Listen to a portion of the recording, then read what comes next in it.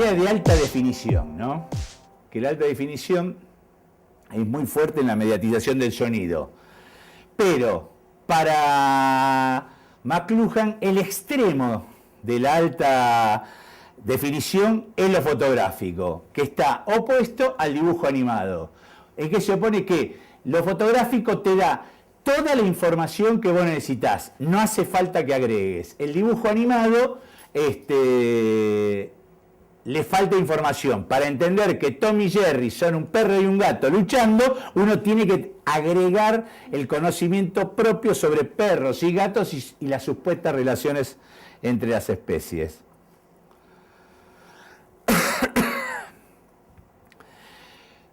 Es muy interesante la idea, pero no es buena para clasificar el medio como medio, la idea de que lo que interesa de un medio es el conjunto de los resultados de su circulación. Algo que,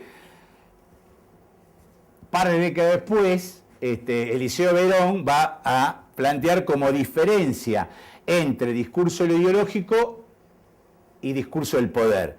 ¿Cuál es la diferencia? Yo puedo hacer un discurso que ideológicamente es de izquierda y el efecto, el poder de ese discurso es que triunfe la derecha, o viceversa. No hay en la historia de los estudios de los efectos, especialmente de los medios, una correlación entre el contenido explícito de un medio y sus resultados reales en términos de efectos. Está lleno de casos de sistemas que manejan el conjunto de los medios y no pueden conseguir evitar su caída. En ese mundo que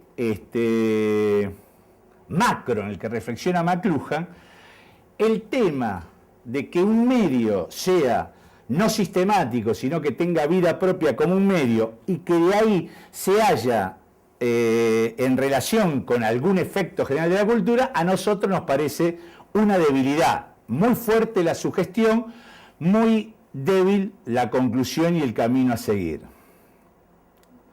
Algunas discusiones.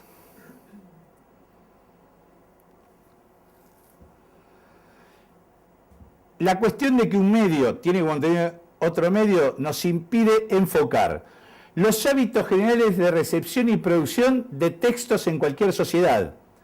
Es decir, cuando yo digo que cuando veo un film, estoy viendo, según el caso, una ópera, me inhibo de analizar los usos, por decir así, aberrantes que han tenido siempre los medios.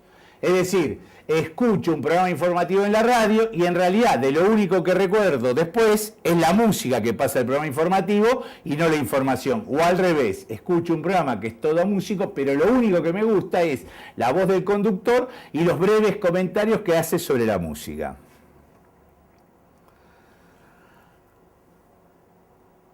Nosotros sabemos que para entender la importancia de la televisión, la importancia de la radio, la importancia aún de lo telefónico, y eso se hace clave en momento de convergencia, porque si no todo se nos confunde, nos resulta necesario entender también las formaciones discursivas, esas clasificaciones sociodiscursivas que la sociedad utiliza, que sabe que algo es radio y algo no es radio, que no cualquier cosa que sale por el parlante, no cualquier cosa que sale por la pantalla televisiva es televisión, sino que tiene que tener ciertos requisitos discursivos, ciertas estabilizaciones, ciertas convenciones que organizan la discursividad dentro de un medio y que nos permiten saber, en un medio como la televisión, en la radio en su momento también, que algo que estamos viendo es informativo o ficcional.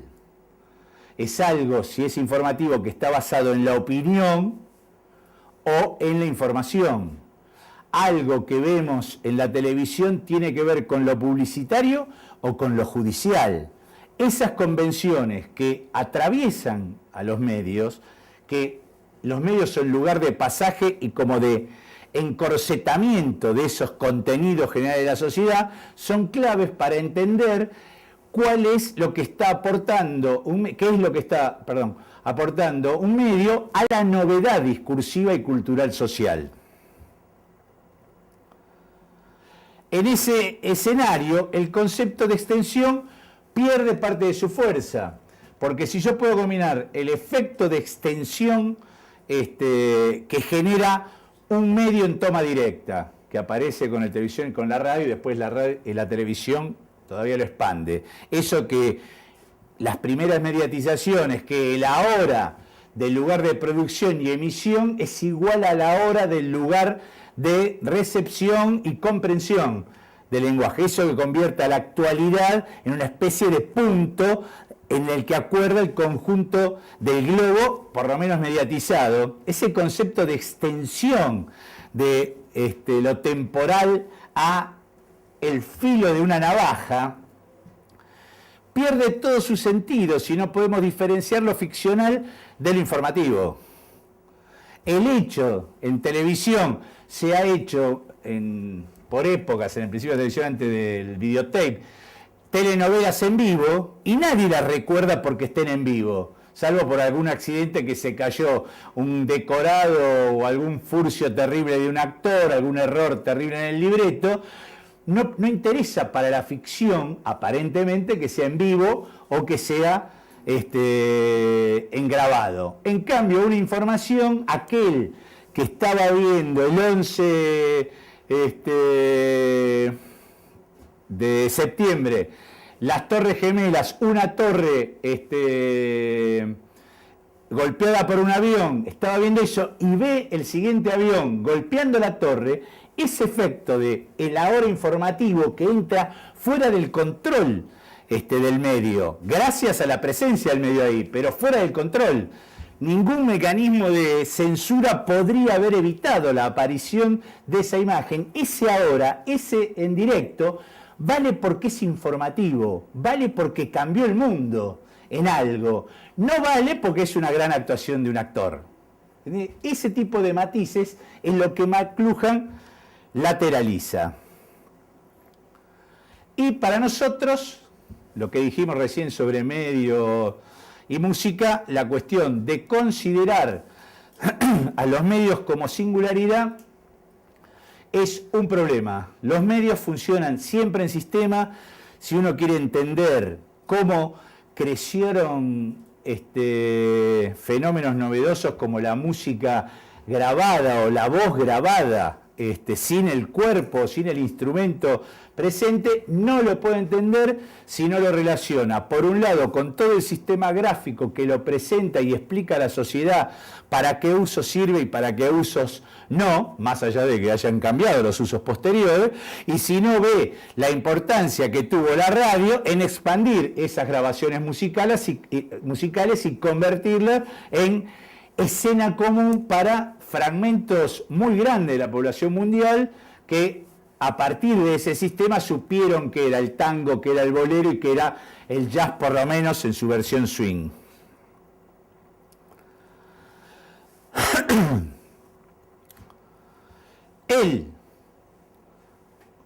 Insisto, las observaciones para aquel que no estudió nunca medio de sonido, leer lo que dice McLuhan sobre el teléfono, leer lo que dice McLuhan en la década del 60 sobre radio y lo que dice McLuhan sobre fonógrafo, es realmente, uno en este año de relectura, me doy cuenta como después nos cierra el sistema, cuántas cosas uno aprendió de McLuhan y que uno no sabe ni siquiera cómo citar.